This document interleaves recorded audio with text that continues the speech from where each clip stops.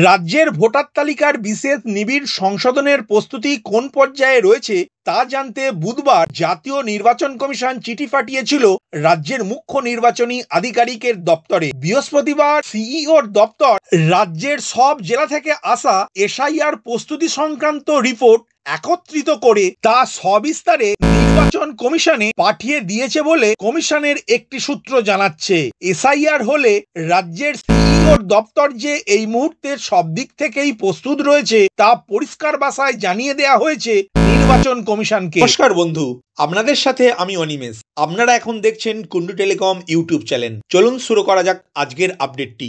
নির্বাচন কমিশন নির্দেশ দিয়েছিল এবার থেকে কোনো বুথেই 1200-র বেশি ভোটার থাকবে না। ওই সূত্রেই জানা গিয়েছে সেই নির্দেশিকা মেনেই রাজ্যে 80,680টি বুথ বেড়ে 94,000-এরও বেশি বুথ সংখ্যা দাঁড়িয়েছে। ইতিমধ্যেই সেই বর্ধিত বুথের সংখ্যা পাঠিয়ে দেওয়া হয়েছে রাজ্যের সব স্বীকৃত রাজনৈতিক দলের কাছে। পশ্চিমবঙ্গ সহ গোটা দেশে পশ্চিমবঙ্গের ভোটার তালিকার এসআইআর শুরু হয়েছিল প্রায় 2 যুগ আগে 2002 থেকে 4 সালের মধ্যে। বিহারে সদ্য শেষ হয়েছে এসআইআর প্রক্রিয়া। এবার পশ্চিমবঙ্গ সহ বাকি রাজ্য এবং কেন্দ্রশাসিত অঞ্চলগুলিতে সেই কাজ শুরু হবে। সেই উদ্দেশ্যেই বিভিন্ন রাজ্য এবং কেন্দ্রশাসিত অঞ্চলগুলিকে প্রস্তুতি সেরে রাখার জন্য গত মাসে চিঠি পাঠিয়েছিল নির্বাচন কমিশন। কমিশন সূত্রে জানা গিয়েছে সকল রাজ্য এবং কেন্দ্রশাসিত অঞ্চলের মুখ্য নির্বাচনী আধিকারিকের দপ্তরকে চিঠি দেওয়া হয়েছিল। চিঠিতে বিএলও অর্থাৎ booth level officer, BLO supervisor, BLA অর্থাৎ বুথ লেভেল এজেন্ট নিয়োগ এবং তাদের প্রশিক্ষণের কাজ শেষ করতে বলা হয়েছিল। সেই সংক্রান্ত তথ্য দ্রুত জমা দিতেও বলা হয়েছিল সিইও দপ্তরকে। প্রসঙ্গত, কমিশনের একটি সূত্র জানাচ্ছে সিইওর নেতৃত্বে জেলা নির্বাচনী আধিকারিক বা জেলা শাসক অর্থাৎ ডিইও, এডিও অর্থাৎ অতিরিক্ত জেলা শাসক, ইআরও অর্থাৎ ইলেকটোরাল রেজিস্ট্রেশন অফিসার, এইআরও অতিরিক্ত ইলেকটোরাল রেজিস্ট্রেশন অফিসার এবং বিএলও অর্থাৎ বুথ লেভেল অফিসারেরা একত্রে ভোটার তালিকায় নাম থাকা প্রত্যেকের বাড়িতে সমীক্ষার কাজটি করবেন। তাতে একটি ফর্ম ভরে প্রয়োজনীয় তথ্য দাখিল করতে হবে এক একজনকে এবং তা যাচাই করা হবে। 2002 সালের 1 জানুয়ারি প্রকাশিত এসআইআর ভোটার তালিকায় নাম থাকা ব্যক্তিদের অতিরিক্ত নথি দেওয়ার প্রয়োজন হবে না। তারা নথি হিসাবে শুধুমাত্র পুরানো ভোটার তালিকার জেরক্স কপি জমা করবেন।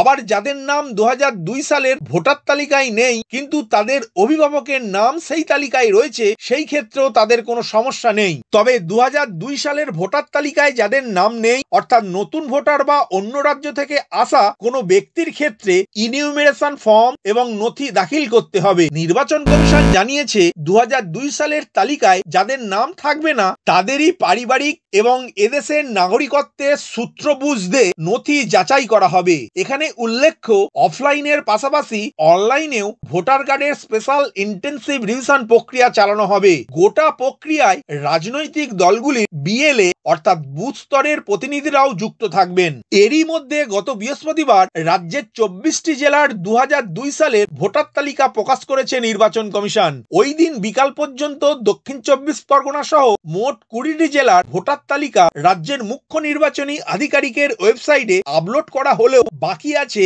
উত্তর 24 পরগনা সহ আরো 4টি জেলা। ভিডিওটি প্রথম থেকে শেষ পর্যন্ত দেখার জন্য ধন্যবাদ। এই ইনফরমেটিভ আজকের আপডেটটি আপনার বন্ধু ও পরিচিতদের জানাতে বেশি বেশি করে শেয়ার করবেন আর অবশ্যই কমেন্ট করবেন ভিডিও সম্বন্ধে আপনার কোনো ডাউট বা জিজ্ঞাসা থাকলে এবং আপনার কোনো মতামত জানাবেন। ভালো থাকবেন, সুস্থ থাকবেন।